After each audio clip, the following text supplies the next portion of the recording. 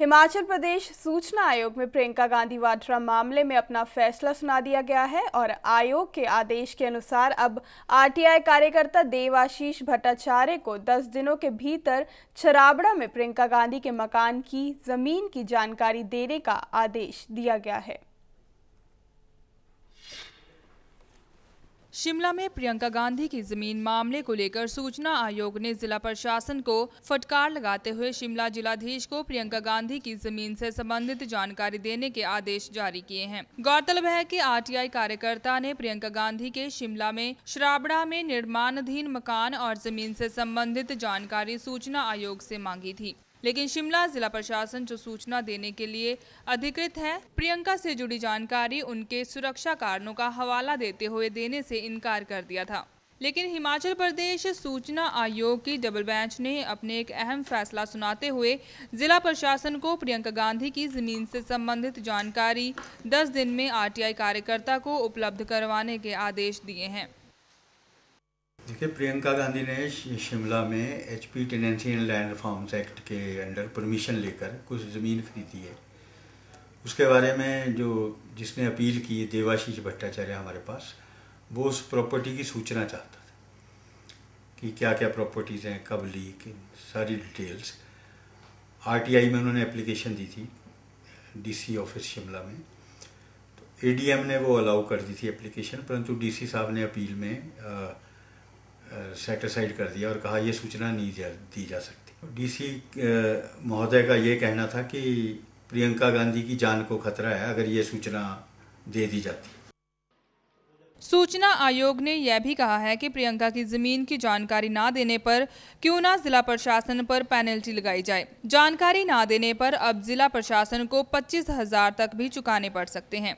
दरअसल आरटीआई कार्यकर्ता देवाशीष भट्टाचार्य ने आरटीआई के तहत प्रियंका वाड्रा को हिमाचल में दी गई जमीन की जानकारी मांगी गई थी, जिसके बाद शिमला के एडीएम ने सुरक्षा कारणों का हवाला दिया और कहा कि जानकारी नहीं दी जा सकती। लेकिन बाद में भट्टाचार्य ने हिमाचल सूचना आयोग में याचिका दायर कर विभाग की शिकायत करते हुए सूचना न देने का हवाला दिया था, जिस पर आयोग की डबल बेंच ने कार्यवाही करते हुए न केवल यह सूचना उपलब्ध करवाने के आदेश दिए हैं, बल्कि शिमला जिला प्रशासन को यह भी पूछा गया है कि क्यों ना इस लेट लतीफी और इतने लंबे अरसे तक संबंधित लोगों को जानकारी न देने के लिए पेनल्टी लगाई जाए। उधर प्रियंका गांधी की तरफ से सूचना आयुक्त कोर्ट में उपस्थित हुए वकील गौतम ने कहा है कि सूचना आयुक्त के 10 दिनों में सूचना उपलब्ध करवाना आसान नहीं है और अभी इस पर कुछ कहना बिना ऑर्डर पड़े संभव नहीं है। वकील ने आरटीआई द्वारा मांगी जाने वाली जानकारी की सही वजह भी बताए जाने की मांग की है। The plea was that larger interest was not disclosed by the applicant, and he has not justified the larger interest for seeking of the information. So since the larger interest has not been disclosed, we'll have to see the order and then I'll be able to comment any further on the issue. In the absence of the proper copy, I can't comment on the judgment. The statutory period is within the span of 30 days. So within 10 days, the PIO cannot disclose the information, irrespective of any decision passed by the quasi-judicial authority. वहीं प्रदेश के मुख्यमंत्री ने इस पर साफ किया है कि सरकार की तरफ से किसी भी प्रकार की अनियमितता नहीं हुई है। जो कुछ हुआ है कानून के तहत ही काम किया गया है। अगर किसी भी प्रकार की अनियमितता पाई जाती है तो दोनों पक्षों के पास न्यायालय में जाने का अधिकार है, जहां पर वे अपना पक्ष रख सकते हैं।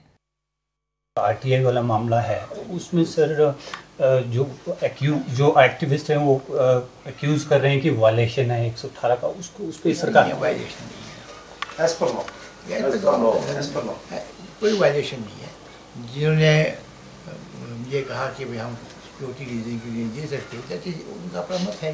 ठीक, हाई कोर्ट होती है, अपील होती है, उसकी अपील में खबर चाहते थे।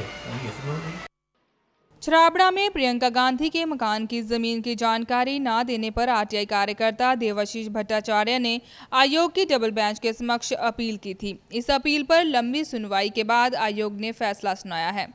शिमला से विशाल ठाकुर के साथ Kaumita Minhas, day and night news. खबरों की दुनिया में आइए, हमारे साथ कहीं भी और कभी भी जुड़िए। हम मिलेंगे फेसबुक पर, हम दिखेंगे यूट्यूब पर, हमें फॉलो कीजिए ट्विटर पर। खबरों के साथ बने रहिए रात दिन।